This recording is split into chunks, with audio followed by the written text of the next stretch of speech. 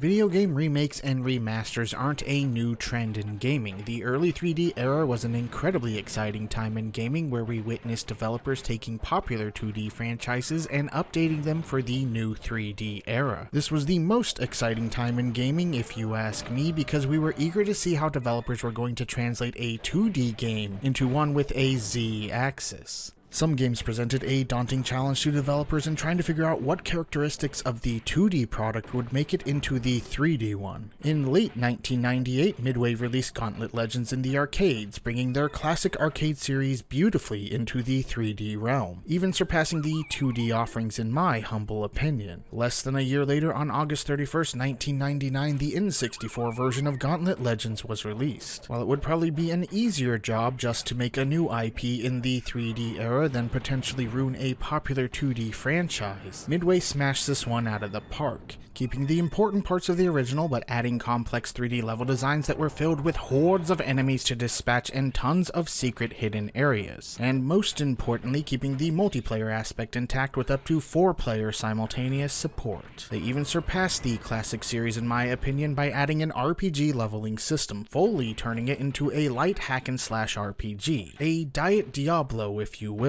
I always have a hard time putting this game down once I start it. Throw in 3 extra friends to play multiplayer with and you have the formula for one of the best single and multiplayer games on the N64. Some have complained that the game is shallow and repetitive being an arcade port, but taken as a light RPG, that's the appeal, getting a hack and slash RPG without more complicated elements added. While depth is welcome and has its place in games like Diablo, sometimes you just want a simple, more accessible experience that can be enjoyed with friends, and Gauntlet Legends fills that void excellently. Gauntlet Legends is not just one of the best multiplayer games on the system, it's one of the best games on the N64, period.